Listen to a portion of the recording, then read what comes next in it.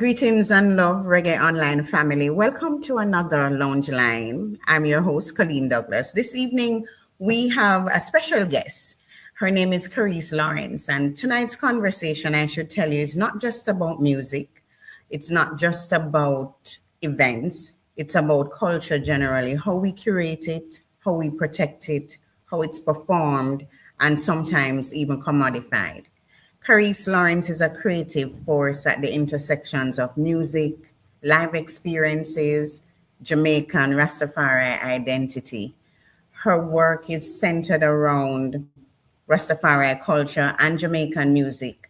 And at the center of that, she really brings a curated packages in many different events she's had, which she'll share with us in a few minutes. But something to consider as we start this conversation: can we carry culture responsibly in a time when everything can be packaged and sold? We'll be speaking about music. We'll be speaking about event as a kind of cultural architecture. And we'll speak about Rastafari as both a lived reality and a global symbol. So, Kareece, thank you so much for being here. Greetings. Thank you for having me, Sister Coleen. Looking forward to the reasoning. Give thanks. I wanted to go straight into music as cultural work, but just in case our audiences they've never met you, let me just ask you where it started. I'm not asking you where you were born, but I am very aware that you attended Campion College at a time when a lot of rebels attended Campion College in Jamaica. How was that rebel shaped? All right, where it started. That's a good place to start, In fact, very, very good place to start, because my becoming and my awakening, as people would say, actually began in my final year at high school at Campion, I remember waking up one day and looking in the mirror while I was getting ready to go to school. That time my hair was relaxed. And there was just something saying to me that this is not my identity, this is not me where hair is concerned. And so I need to change it. And so I decided to put in some braids and then grow it out, and then actually moved into my natural hair. So my natural hair was revealed before I left Campion, and was supposed to be going into university. That's when I had a lot of shifts. So as you even speak about that, it was a very interesting space to attend high school in, very wide variety of people there. People tend to think Campion have a lot of uptown people, as they would say, but now it's more mixed in terms of the classes. But the time that I was there, definitely had a lot of middle class as well, and a few lower income earning class, So it was definitely a space where you got the space to hold your identity, because there weren't many people who had my color there, for sure. And I remember that my family grew us watching these movies like Amistad and, the Black conscious movies, Roots, and all of that. So I was always very confident in myself as a Black woman, very aware that I'm beautiful just based on how my parents raised me. And that's what grounded me while I was there at Campion, because most of the people who were there, as you can imagine, are like white Jamaicans, Chinese, Indians, mixed. So that actually shaped me a lot in just being firm in my Black consciousness, my African consciousness. I remember even history class, how it inspired me so much, because we were taught European history for a big part of the program, with the syllabus. And I remember being so upset to say, why is this more than the West Indian history? And then why the part that they tell you about Africa is just this part where we're enslaved, as opposed to what we know was there from before, when we were living in the villages as kings and queens and family and things. So a little bit of a long intro with that part, but definitely to say, Campion helps to ground me. And that year that I was leaving was when I actually started my first spiritual awakening. So even that is what led me to Farai within time. Because I found that when I left and it was time for me to go to university now, I was successful in being accepted to attend the banking and finance program. And I remember there was just something that was saying to me, I need to take a little break, because first I was going to do law. And then I saw that they were introducing that new program, and they were offering me like a space on campus with Rex Nettleford and thing. And they were inviting people to come into that program. And I said, you know what? Money is a thing that Black people need to know and understand. So maybe I should switch onto this program, So that year actually was my journey into myself. Started listening to more Bob Marley music and like you would leave school in order before summer. You would be due to start UE in September. It was throughout that time now that I started to have my shift. So even my birthday in the January that came after, when I was working, that's what I decided to do and deferred my studies. When people were asking what I would want as gifts, I actually said like Bob Marley CDs, and I was fortunate to get a lot of that. So that's what I would say is my introduction into my Black consciousness, which then brought me to Rastafari. Give thanks, Kareece. You know, America celebrates Black History Month, and the world kind of logged into that for years, that February is Black History Month. Since 2007, we've been saying February is also Reggae Month, and that too has spread. But something you said that really piqued my interest is the attention to European history in sixth form in particular. I had similar experience when I was doing A levels.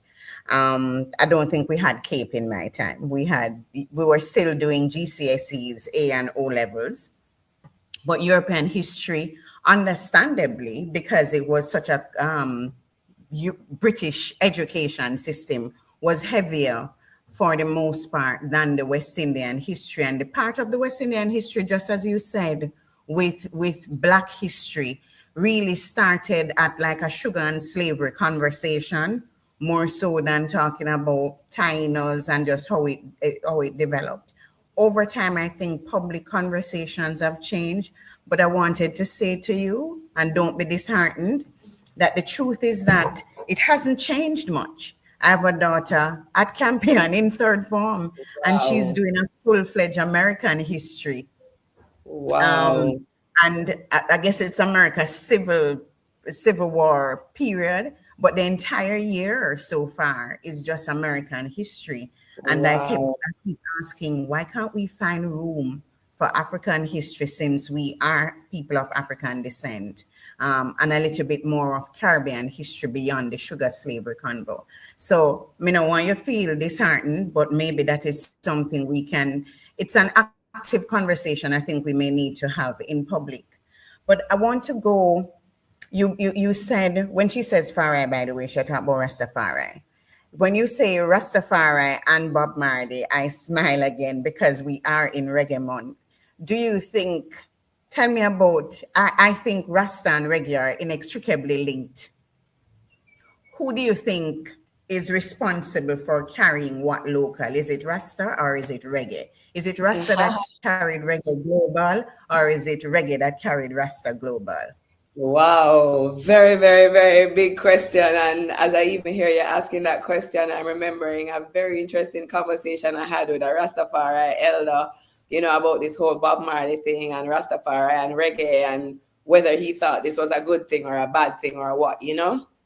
I think we cannot, dispute the fact that Bob Marley is the ambassador for Rastafari world over, really and truly, outside of His Majesty and, of course, the greatness and the shining light that is. But is Bob Marley, I would say, is that ambassador for His Majesty and Rastafari. And then Bob Marley did reggae music, so it's always a very tricky question. Which one is more important? Which one influenced the other? Of course, Rastafari is the thing, and that is what inspires many cultural spaces, whether it's the music, whether it's the food, whether it's the visual arts, etc. So I would say Rastafari is the head, literally, as it means, as those of us who know Ras would mean the crown and the head creator. But the music is what make people world over know about Rastafari primarily. And I think that is undisputed. So Bob Marley really is that ambassador, that global icon that really made all nations, all races, all people know about his music based on the simplicity of it, based on the greatness of it and the power of it, and based on his messages that came outside of the music as well as in the music. One of the things I revere about Bob Marley, every interview that he does, there are a few things that he consistently speaks about. He speaks about Rastafari being the now and the future. So he's like, those of you who don't know, you will find out, He speaks about His Majesty and explains that we will say that he's our God and King. And yes, we claim this, which was so bold. And he would speak about ganja. I don't know if they will flag these things because it's an online conversation and maybe they prefer to hear cannabis, but the sacrament that is used primarily in Rastafari would be ganja. And I would say that that is that holy trinity that he spoke about all the time in his music as well as his interviews. And those are the things that would have led to the popularity of reggae music as well as Rastafari. Give thanks, Kareece. I think that's a really comprehensive response. And it's leading me to somewhere else now, because immediately you went to Bob and Bob's role in not just spreading reggae, but his fate of choice. When you look at how, even if we look at Reggae Month and the way that Reggae Month is marketed by our tourist board, our tourism infrastructure really locates itself in a way that brings heads to beds. That's really the idea. We are people come to Jamaica, but when you come to Jamaica, you're not just getting sun, sea, sand, you're getting culture. And in February, it's a great time to come. We have multiple events. So come and enjoy Jamaica's music with Bob Marley as that ambassador, as the ultimate reggae ambassador. When you look at how Rastafari appears or how Rastafari is positioned on the ground, do you feel like there is any kind of over-commodification of Rastafari with local Rastafari not feeling the benefits of that commodification? Definitely. I will observe in my, humble years of experience and life in this incarnation, a shift that is moving towards the Rastafari ones benefiting more. So I also want to acknowledge that. But I do feel like with the branding that is put out there for sure, it seems to be the corporate and the government entities and the international entities too, we won't go around that, who know how to brand our culture, our levity, our tradition, as we would also say. And many of them are benefiting more than the people who are actually carrying the culture and carrying the tradition. Many of them, as you know, are very humble people. We're living in the mountains, in the bush with them family, and really just see this as their way of existing and no other way. Some have figured out how to make it sustain them since they realize that one, it helps them to unearth the gifts that are in them.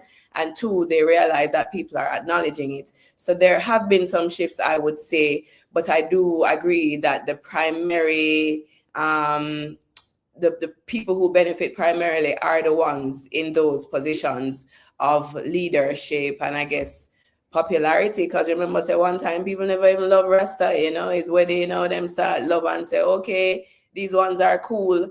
And then the love is still very relative, because I feel like sometimes they love the culture, but they don't want to love the fullness that comes with the people who choose that way of living, So yeah, I don't think the ones are benefiting as much, but I think that there are shifts that we should acknowledge, in terms of ones even understanding how we can claim intellectual property and all of that. Give thanks, Kareece. I kind of want to go back to you when you first entered what we call the musical space in Jamaica. Did you enter it because you were seeking a job, or did you enter it because you felt connected to music and culture and wanted to make a difference? What occurred then? Oh, very good question. As I'm here thinking about it, I would bring it forward to Bob Marley too, when people ask him about Rastafari, and they would say, when you become Rasta, he will always say, you're born Rasta, but it's when you come to claim it as that. My journey has been so blessed with synchronicities where I know that there's a bigger hand working, more than Kareece Lawrence, the person who is here in front of you. Because my segue into this creative industry that I could even be saying in my job was nowhere in my head when I was in high school. As I mentioned, I went to a traditional high school where it's a typical doctor, lawyer, Indian chief kind of thing that people are pushing business, if any. I don't even think you were being encouraged to become a teacher, when you attended this kind of high school. So for me to even fathom that there would be a space to be working in the creative industries, it was like unheard of. I actually got my introduction into the entertainment space through what many people would say would be a bad thing, but I always learn and say, yo, not bad or good, everything just is. So when I decided to defer my entry into university, I said, you know what, I think I want to go and work and pay for my own studies as opposed to making my mom do it. My mother is a teacher. My siblings who were older were like, one of them made up his mind that he was going to be an artist and nothing else, which means that the money now come in immediately. And then my sister was already in university. So I said, I don't want to be a burden. So I go just work and pay for myself. And this was also that same time, that I mentioned that I was moving into my African consciousness in a certain way, listening to the music and thing. And then when I was seeking a job, a friend of mine said, I'm working at a bank and they want some people. Maybe you can send in your resume. Sent in the resume, got accepted, took on a part-time option because, as I say, I had planned to go to university the year later. So I'm like, let me test out what this can look like, knowing that this would be the flow.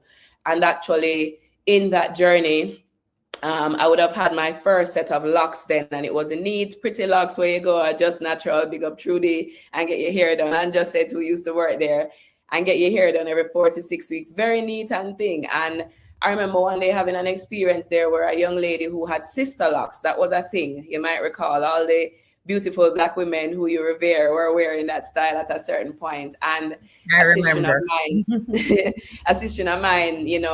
she's assisting through that space, meeting her, but she have locks. And then one day she come to work and people said to her, well, you can't be at the bank wearing locks. And so you're not going to be employed here anymore. So she told me and she was crying. And I'm like, what are you talking about? Because further, I have locks and I work here. So how is this a thing? And I was so upset because, as I say, people thought I was going to do law. I was always about justice and truth and rights and very vocal. My parents grew me to be like that. So I said to her, no, we have to go and talk to them.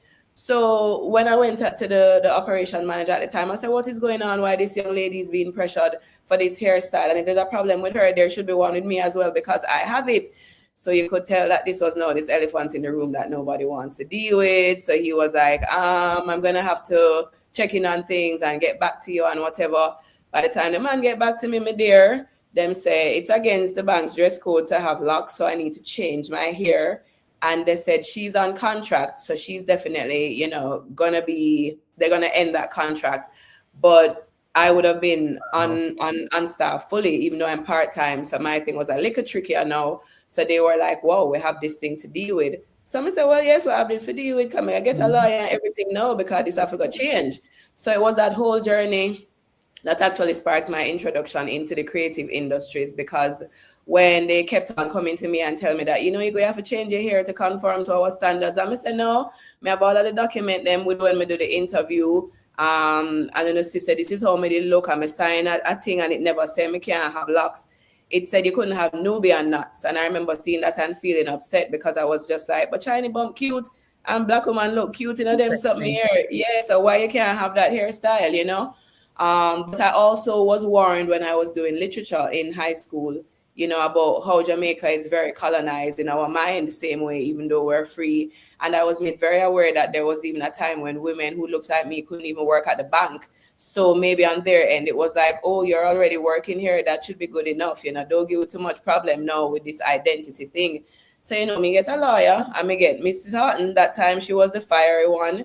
And I took them on, legally. And the short version is that eventually, when they realized that I wasn't changing my hair, they gave me an indefinite suspension. She said, perfect, this is the window now for us to go and take this into court and make it be a bigger matter.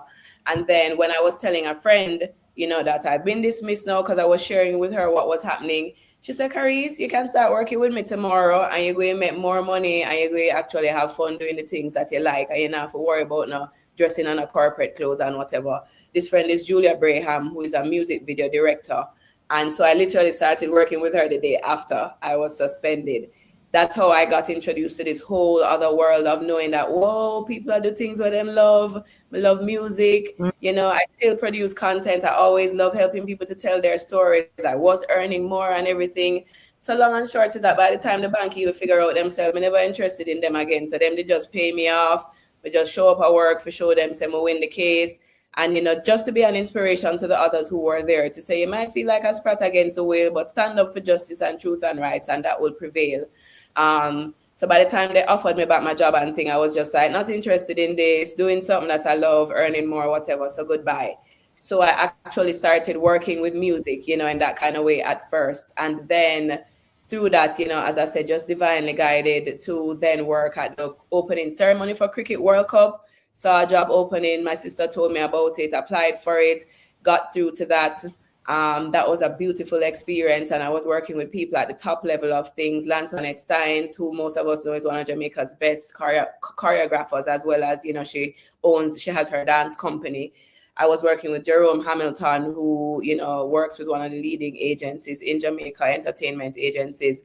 I was working with Martin Lewis, Brian St-Just, Delana Forbes. So that experience is actually what led me to work directly into music now, because after working at that time and space, Jerome Hamilton was like, no, I love how you work, you young person, you need to come and apply to work at my place. And then I applied at Headline Entertainment and got accepted to work as a booking agent / PR agent. And so that was just my very divinely guided life into the creative and the music industries. And it's just been continuum on that alignment and divinely guided path since then. Give thanks, Kareece. I know we're having a little bit of internet challenges in Jamaica, so if you heard us drag a little bit earlier on, please forgive us. I hope you stay with us. I'm speaking with Kareece Lawrence, who is an event producer consultant. You are tuned in to Lounge Lyme. May I forget what the topic for today? What I'm very clear about is that we are talking to somebody who is really living the culture. Give thanks, Michael Sean Harris, who is our captain of this ship, Reggae Online. Kareece, I want to go to,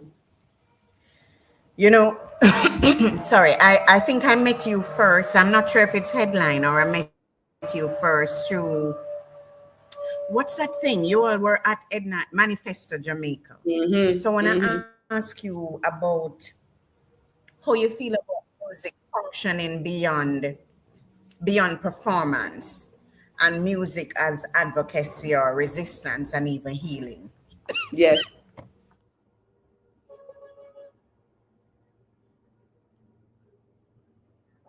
You heard my question? No, repeat it for me. You said, Kareece, did you hear the question? Are you hearing me?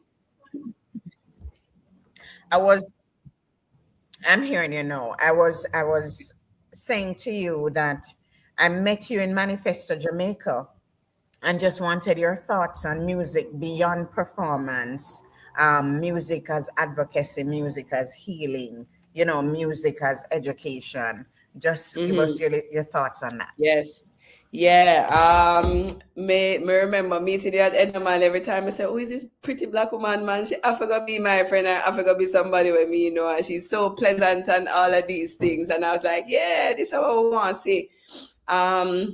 So in terms of that journey now, with Manifesto and some of those things that we did very early in the journey, when we were connecting to, our identity, and music was this thing that was a big channel for us, with just getting messages, of lived experiences of other ones and reimaginations of Africa and memories of Africa and, just consciousness, African consciousness, self-awareness, all of that.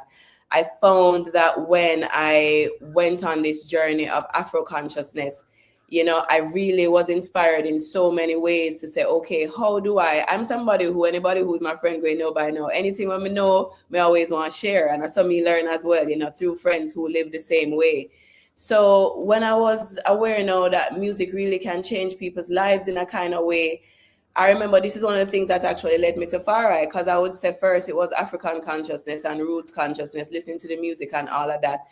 And then when I reflect and see how the music changed my life so much, I was just like, whoa, the arts, they really do have a space with engaging people in a simple way and in a powerful way. So I was like, what can I do to play my part with sharing this, information with others and inspiring others as much as possible. So it was just a natural thing for a few of us as peers to say, yo, let's come together and see how we can do something now. So before Manifesto, it was actually an event called Vibes is Right, where me and my sisterins, Natalie, Leslie, and Janine, we were like, let's do something. It started with the three of us at first, and then we added Janine.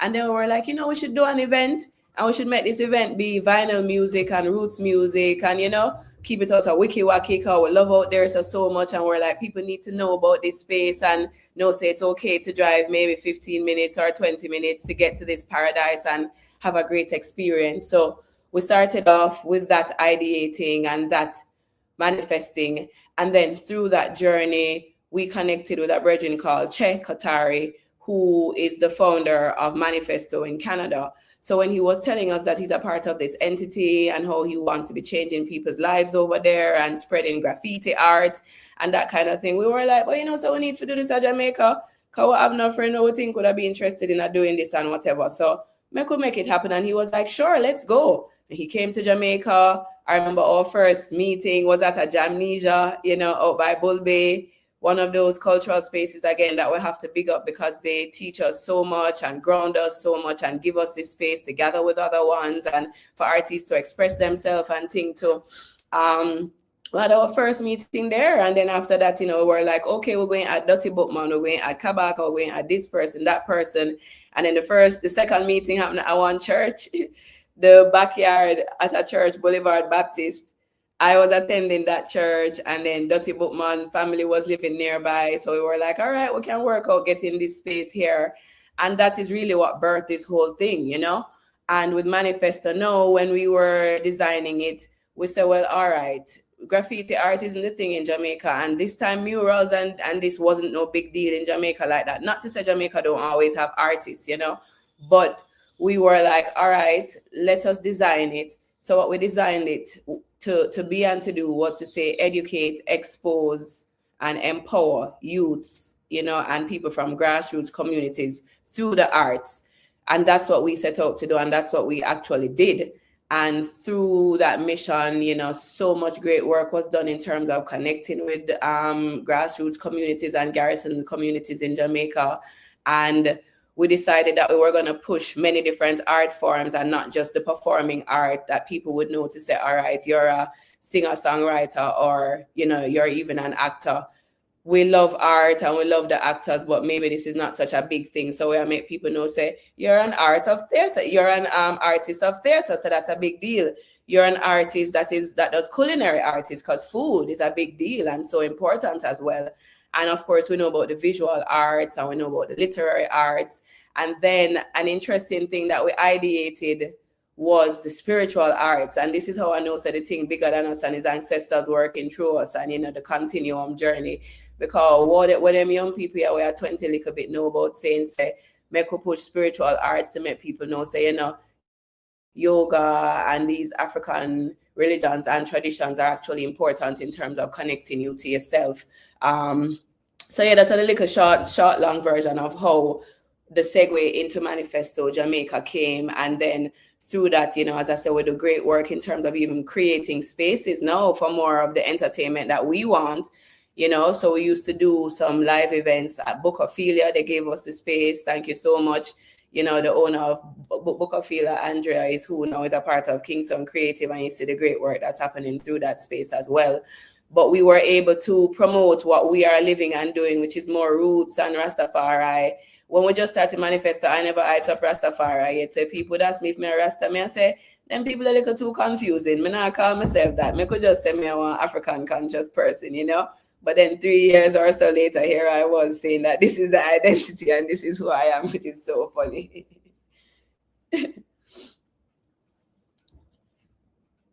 I'm laughing because sometimes I get that. I'm like, why are you asking? But do you ever experience pushback with your different causes? What's that been like for you? You get full support? Of course, we get a lot of pushback, even starting off with Manifesto. When we as young people have this dream to do all these things, because eventually we say, all right, we want to do some workshops in our communities and we want to do a festival, promote the youth them and thing and give them the space too for say, all right, what I tell you about can actually be made manifest, where you have to work somewhere now and get paid and whatever. There was so much pushback because I remember even sometimes trying to get corporate funding, some of my peers would be working in some of these places that, have money and you're hoping to access. And I remember sometimes putting out proposals and sending it to these spaces, and some comments that you would hear on the wayside, by a friend of a friend, who they're like, so what are they about anyway? Are they Rastas? Like, what are they really doing? Like this thing about turning down your nose and say, why them choosing to do this? And this time, Donisha apartheid too. So I remember sometimes when we met the journey, them and everybody I drive them time them. Me the fortunate for drive from me at 18. So I was moving around in that kind of way. But some people never have no cars. So sometimes when we have to move, people are take taxi and people are take route taxi and them thing there. Donisha was so free enough time. She would just jump out of the place called the museum. Was very helpful to us as we talk about support. They gave us their space to say, you can have your meetings here. And to this you're referring to the Bob Marley Museum. Bob Marley Museum. Say the museum? Yes, let's be clear, because there are others, but the Bob Marley Museum, the big bad museum in Jamaica. Yeah, so sometimes Donisha would just go out right from there and take a bus or a taxi and go somewhere, and they would see her because this is uptown. So there's thought now, if you say them people they get mad and what are they doing with their life and So it came from peers, it came from people who were older. Pressure came from even corporate entities where we actually would submit pitches to brands that people know right now and love, and they would steal them. They would say, no, we don't have the money to give you. And a little bit after that, I remember one day all of us woke up and heard an exact name that we had for a pitch that we sent to a couple of people, and they turned us down. And they took the same concept, literally call it the same thing, and they would hear it advertised on the radio. And then them time, we not have no big money for no lawyer or no nothing. So we can't even think about going the legal way. So we were just like, wow, this thing can happen. So there were many lessons, along the way with the pushback. But I do also want to acknowledge that there were some people who would say, something like them young people, I'm going to give them a strength. Even Sister Mitzi, who is a mutual friend of both of us, she's one of those people who from very early, she just saw us as some young people and say, say them youth, look like them on a path. I'm going to just give them some book and see how the book can help them. So should I see us and say, yo, me like how I do, I encourage me publish books. These are some of them. Tell me which ones you're interested in. I will gift them the copies. And she literally would gift us like 3 to 5 books and them kind of thing there, and say, just continue on the journey. Anything where you need, I'm here. Sometimes when meetings done late in the night, because we eat a particular way, and this time Jamaica never have so many options. Like now vegan is a thing. We never have so much people where sell the kind of food where we eat. So enough time we spend hours working because we love it so much, and then 10 o'clock in the night we go home and we're hungry. Our parents might not have the food that we want at home. And sometimes we call and we say, Mama Mitzi, you have the food that you had for we can come by. And she say, yeah, man, and come through, we'll come through, and she give you food and tea, and we'll have a groundation as well. So there is a lot of pushback, I find, when you are doing something that is new or not so popular. But I find that once you have the faith and the works, going hand in hand, Jah will make the way, and those who are aligned will come. So as I say, we did get enough support as well. This is when we meet Dr. Knife and Michelle up at UE, and other ones like Bridget Travis link us up with the SDC, Social Development Commission. So we got access that kind of way. And then we found out about international funding where you could apply for. So we were able to get some grants and that kind of thing. So definitely there is pushback when you're living in what people call, I guess, an occult practice or a not so popular practice, or even not popular, because by then it was popular, but maybe it's not accepted so much. Because an important thing I want to put on the record is that I find that our culture is loved when it's coming to consuming the art, but then when it comes to respecting and revering and supporting, the people who carry this, that is the part that is lacking, and that is the part where there's this, great parity, and that's what we need to fix. Because how is it that the people who've been holding space and carrying this thing and who go through the brutality and everything, how is it that they're not at the top of the chain when it comes to economy, from the whole thing. It's so weird. And that's what will even lead us into the conversation of ganja. Look how far I've been promoting ganja and said this is a medicine for all of the people and the healing of the nations. And now the world could have moved into something where them call medical marijuana, and we're at the bottom of the chain where earnings are concerned. That alone speaks for what is happening right now. Yeah, that's a whole interview. That's a whole lounge lime. That's a long bench and talk conversation. Give thanks. Some of the things you mentioned Kabaka, you mentioned Janine. You mentioned a couple of ones that we've heard about in Reggae Revival. You've mentioned Bookman. Firstly, I want to know, there are some critics who say, what is this thing about Reggae Revival? Reggae was never dead anyway. So what is this presumption to say there was a Reggae Revival? But we use the expression to capture a particular period in the music history when the ones, Chronics, Kabaka, that set of young youths were coming out. What was your role in Reggae Revival, if any? And just give us an idea of how that space and even the notion of Reggae Revival came to be. I like this question. What's my role, if any? So, Reggae Revival is a term that would have been coined by our brethren Dottie Bookman, who, when we were meeting at that time and determining who was doing what, he had just come back to Jamaica from studies overseas, and he was very clear that writing is one of the ways that he wanted to contribute his talent. So naturally, as a writer, you would have many creative concepts. And so there was a moment when he said to us, I think it will help us if we can brand this music in a certain way so that, all the ones who are a part of it, each time you see one, you would see the other and the other and the other and more. And that way it will be a group that is out there as opposed to this one person who is at the fore. Because I think many of us observe that maybe why them fight Bob Marley so much is he was the one being pushed out of the Wailers, and he was the one being pushed on the reggae scene in that kind of way. So if you put one person out there to Babylon, it's go easy to conquer them. But if it's a big group, then it's go be harder, So he was like, yeah, I'm gonna come up with this thing, and him thinks I'm gonna call it the Reggae Revival, and then that would be the brand for the ones who were coming up in that time. And I remember he would have lots of conversations, about it. Even to this day, we still reason, and I rate that about him. And we were like, yeah, let's do it. And I remember some people loved it, some people hated it because they're like, why are these youths talking about revival? This thing was never dead, and ray. So as you said, they must say that we are presumptuous. But if you look at what revival means, the fact that it is is also telling you, say, in a new, it's a show you say it's a continuum, and it's a picking up forward of an energy. And you can't go around it. So whatever people want to say, at the end of the day, you can't go around the fact that the ones of us who were trotting in that time and doing the music in a certain way had a big impact on other youths and Jamaica. And you can even see what's happening now with the success and the popularity of many of them to know that we were right. And if I may take the presumptuousness to another level, I'll actually tell you, you're my sister, and I'm sharing with you and through your platform, maybe first this thought that I've said to maybe less than 5 friends, but there's an energy in Jamaica right now that is the Reggae Revival again, and it's the Rastafari Reggae Revival again, and I'm so happy to witness it. Just last night, I was at Kingston Dub Club, and Runkos was doing a celebration for his transition father, determined, tough Rastafari artist as well, and it was Runkos and friends.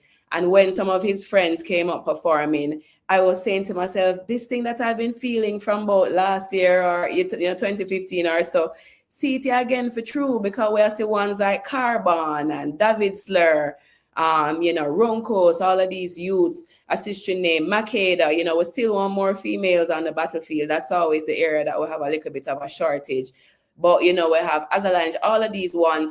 And there's a revival happening right now again, Highly Celestial, Rasai. So sometimes we get concerned and we say, maybe the Rastafari thing now will continue, because when people do reggae, it become this mainstream thing now. So them now push the far right so much, and it's, money them are think about and business. But there are ones who are serious about claiming Rastafari through them work and through them music and all of these things. And so I'm very happy to see that there's another revival happening right now again, that members immediately tell you, say, in a 2035, 2036, we will see these ones again being at the top, of the thing, and promoting His Majesty and promoting our liberty through this platform, that you can't go around the fact that music is one of the easiest way to access people, So that is the whole thing about the revival. And the second revival with me experience, I'm sure maybe ones like the I and others could say you experience 3 revival or 4 revival, over time. But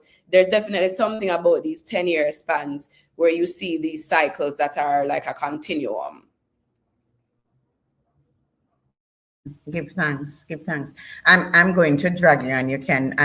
I've actually, you mentioned a brother going into music, and it's interesting that you don't work with your brother in music. Why? Is there a difference in philosophy? Was that a choice you made? Is it that his music? Yeah, so with my brother, no. When he was doing his music, which is, as I said, from high school and the whole away a little pitney, it was very clear. So this is the path that he's going to be on. So of course, as your brother, as your sibling, you're going to love him and you're going to support him in any kind of way. So all of us, 5 of us grew together. My mother and father have 4 together. We have an elder brother who he was living with us too. All of us support him in any way that we can, send out him mixtape, sharing music. Everybody must can tell him, I say, yo, my brother gonna be the baddest thing, Ray. So we'd support him in any way, full stop. Let's just say that. There was a moment when we were physically saying, all right, we're gonna work with him since we're in this space and we'll understand how it go. So there was a time when he had a project that was coming out, and me and my sister who were working together in the video directing space, we actually did a PR campaign for him. I've seen a visual now of the artwork, but not remembering what the project is named because he's released so many projects. So we worked on that. So it's create a press release, create a bio, get a promotional photo, send out him things to a lot of media houses and things. And this was the start of me working with him directly. And the stuff, because a dancehall artist, some members say them have certain things about them with them unruly, so they might all confirm an interview and decide so them not want to do it again because them go studio or something else. And when you work with them, you have to be the one where I tell the people them say, yo, them not want to do this again, but you have to be diplomatic. So many times you have to go tell lie. Me never want to tell no lie, because my mother grew up with say, yo, don't tell no lie. And this time meet up on a spiritual journey as things. So when his mother try to come out of somebody interviews, mother said to him, say, you cannot say that fire that na Irie. You confirm, and I me out there too, I say you confirm. So you have to make this work. So me remember having those conversations now, this is a little sister talking to the big brother as a big sister this moment. Yeah, him not like this, and then this I feel uncomfortable. So after this project, I was like, say I better me just love my brother and support him in any way I can. But me not think the working thing I go work like that. Because for them way of working just different from mine, So that is what made me make that decision to say, let's love him as a brother and support him in that kind of way. But we not gonna be the one where I gonna say where I work very directly, And I'm not sure it would. I mean, his family said it's always a go flow and things, but the energy when me come for bringing the work when me come for doing at this time. So I'm also very clear what it is. So that is what inspires everything that I do, every project, whether it's with family, friend, or foe. I've gotten many offers and opportunities to work on many platforms and to work in spaces that many people would actually jump to. And when I sit with myself, which sometimes people say to me, what sit with yourself mean? And that's a whole other conversation. But the short version is that when any opportunity comes to me, I never say yes immediately. I will say, okay, this sounds interesting. And there's going to be a moment when I'm going to sit and meditate on it, pray about it, reason with God, reason with my ancestors, reason with nature, just reason with life, and see what life tell me. I have to have a feeling, and I have to have a very clear thing to say, yes, do this. And if I don't get that very clear yes, it's going to be a no. So even if I don't understand exactly why is a no, from I don't get the yes, it can be a yes. So that's a little bit of that thing about the brother and working with him. Come on, give thanks. If you're just joining us, we are on Lounge Lyme right here on Reggae Online. We ask you to subscribe and follow us. You can visit the website to see some of the courses you want to take. We're living the culture with Kareece Lawrence. And I'm about to ask her about her own she shared a lot about her own philosophy on culture and music. And I kind of want to go to, because I've been getting this question a lot, Kareece, throughout Reggae Month, is Rastafari now reduced to branding in the music space? Mm-hmm. Because, sometimes I'm very cautious about it because I like to see it. I like to see the representation. And sometimes I think it is what bring ones forward to even engaging it at all. So it's like going to Rebel Salute every year. We have the one day, once a year, Rasta them will come out in all the colors representation. And it's a beautiful look. But have we reduced it to just that? Hmm. Um, Very good question. So the first thing I always share with people when they ask about Rastafari and reggae, first thing I always share is that reggae is one of the music of Rastafari, but reggae is not the exemplar of Rastafari. Rastafari is a whole philosophy, culture, tradition, so many layers as to what it is that you would say to try to describe this great thing that has impacted the world and all nations of the world. So I always am one of the people who are the proponents to say, make we not reduce Rastafari to reggae, and make we also see what we can do for promote that Rastafari doing other things. Here you are as a lecturer, here you are as a communications expert. We have Rastafari doing great things in law, in so many other fields, in medicine, in farming, so many other areas, science, you name it, business, etc. So I think a part of us reshaping the narrative, those of us who tell stories, we should actually make sure that that's a part of our work, to share more of these people's stories so that they can also become popular. So it's not limited to the artists. But again, you can't go around the fact that music is something that the world loves and celebrates. Like just the way you speak and breathe is music. The way your heart moves is music. So music is definitely one of those things that will change people's lives. And that people will access in many different ways. So it is one of the great platforms of sharing what Rastafari is. It also can be the space that make people not understand the fullness of Rastafari when there are people who change things, to meet whatever it is that is their intention. And so the Reggae Month thing is a very, very tricky thing. And as you say, sometimes when you see people branding, like even with the government, they will brand using our Rastafari colors and they will brand Bob Marley and all of these things when it's convenient. But, what's the thing that's happening on the back end is always a very interesting question. But to me, when they speak about Reggae Month and some people would complain, I am not going to complain about it because the reality is that people have made so many days in a creation when no matter how you feel about it, it's going to happen the same way.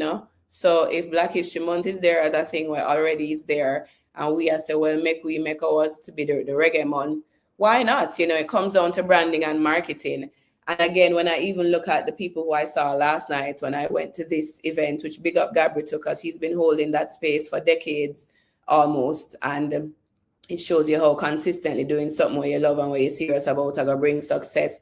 But as you said earlier, the reality is people from Europe now are going to say, all right, make a plan for make a trip in Jamaica be in February because we love the music and we're going to have a lot of things that we can go to in that time, Last night, there were people from all kind of races and nations, and that's what you see throughout this whole month. I've been hosting a fairly new event on the ground here in Jamaica.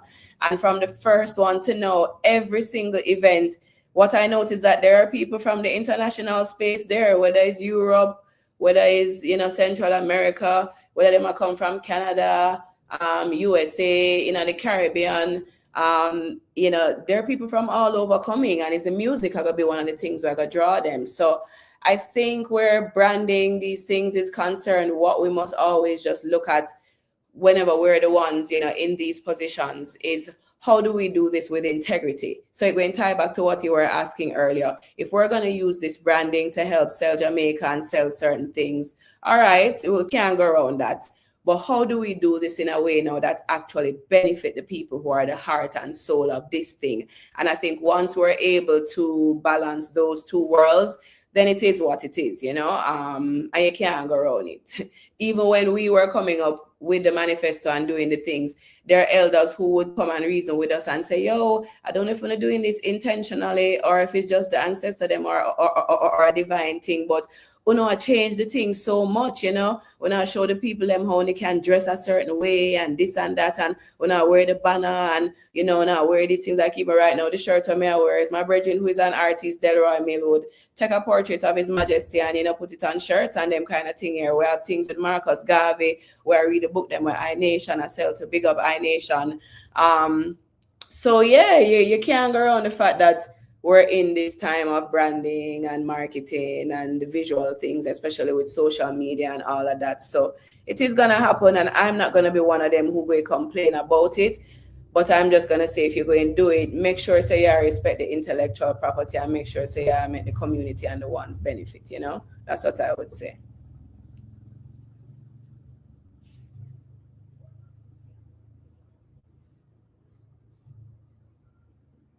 I think I'm struggling a little bit with the data. Forgive me for those who see me go in and out. We seem to be having, I won't Third world say problem. that flow isn't flowing today, but Exactly. I won't say that. I call it It's third third world world problems. problem. It's probably just internet problems. But I want to go to your own legacy, Kareece. What legacy are you building? And I want you to Mm, relate this to the events you curate and just your way of being and existing in mm, the music space. mm. Very good question. The legacy that I'm building is, first of all, just my way of existing, where, you know, as I said earlier, I'm only doing things that I'm very inspired to do, and I'm only doing things that have big social impact.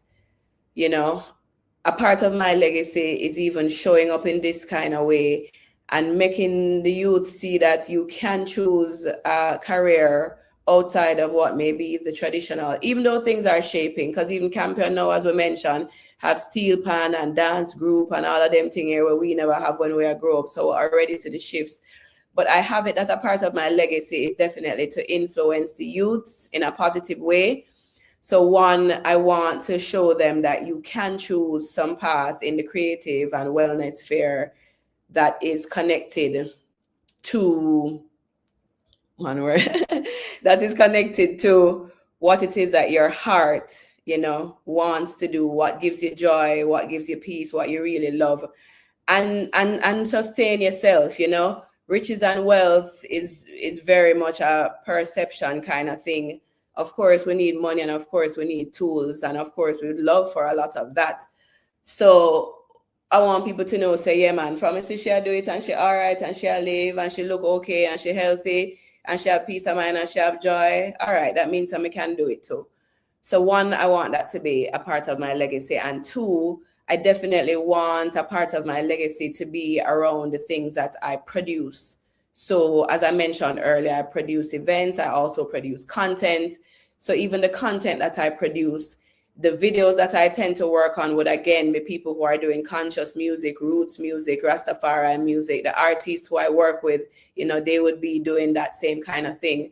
When I left my job at Headline Entertainment, you know, I told Jerome and Carlet, who are my bosses and still big mentors of mine, that I want to work with artists who are on a path similar to me and, you know, live and push a certain philosophy. I want to put my energy fully into that. So they were like, you're going to put your eggs in one basket? And I'm like, yes, Jah will make the way.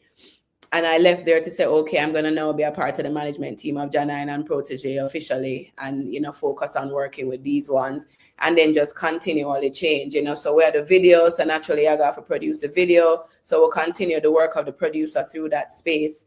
And then now, you know, we have things that we are working on with even wellness and them kind of thing there that will soon come out, and just other things where I show people, say, oh, you know, you have upful things where you can do.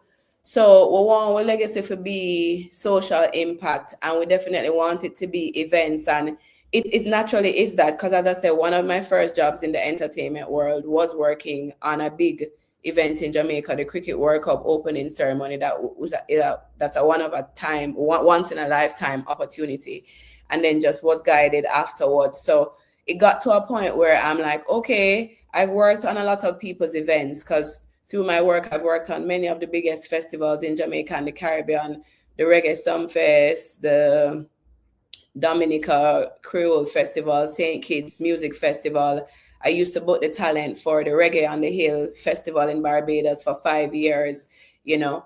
After a while, I said, let me put the energy into curating events that I like and that would feel like me. So as I mentioned, we started off with Vibes is Right. Many people don't know this, but I'm going to say it on the record today, maybe for the first time. What you see functioning now as Dubwise was actually inspired by Vibes is Right. We were working with Protege at the time, and he was like, I come on an event, I love it, I'm rage, and I think I want to do something, and this is how I call it, and this is what it's going to be like. And he actually invited us to be a part of it as well, you know. So after we did the Vibes is Right, you know, we said, all right, we're going to see what else come to heart. And then something else was birthed at Rasta Village called Isla, Iowa, where we co-produced that with some of the family there. And, you know, that had a certain design to it that was just the Rastafari way of living. Because we say, yo, a friend them we are town, we always a tease we and say, you guys have these exclusive events that you don't invite us to, and that is just you and a certain set of people go. So me I say, no, them not exclusive when they can come to, or just that it far and we have to be willing to make the trod. So I say, all right, me go curate some things where I gonna make it easy for come. Because when I went into that space and just felt the mightiness of it and saw how the ones who are living there and thing as Rastafari, I was like, my friend them in a town need to see this, you know, and know the fullness of Rastafari, you know, outside of what they might access through the music and the entertainment. So we went along to do that. And then eventually, you know, we got connected to entheogens as a way of self-healing and community healing. So we started to curate specialized events that would be community circles and, you know, women's circles, man and woman circle, where everybody can come in and heal themselves through shamanic practices and that kind of thing. So that is a part of our legacy for sure. And then, you know, that's what has led to this most recent iteration of the event I'm doing now called High Frequency, where last year I was supposed to be a part of a healing festival that was to happen in Jamaica. The universe didn't align for it to happen in that timing. And then Melissa also was one of the reasons why it never happened. When that never happened, I was like, all right, there's something else I've been wanting to birth in Kingston. And I said, let me just do that now. And, you know, we got divinely guided to collaborate with the venue, Bamboo Splash. And we're doing that now. Shameless plug, Thursday coming, we have an event at Bamboo Splash, 7 p.m. to 12 a.m. Come through. Now bingy drumming and chanting, reasoning, fire key, ital food, you know, live music. So yeah, we definitely see that a part of our legacy will be the events that we've curated and produced and supported. And many of the events that you see, even ones who are in the Reggae Revival doing, we can say that we have a hand in it as well. We used to plan proteges live from Kingston and live from the capital with some of our sistrins, as well as his mother and, you know, ones in his management team.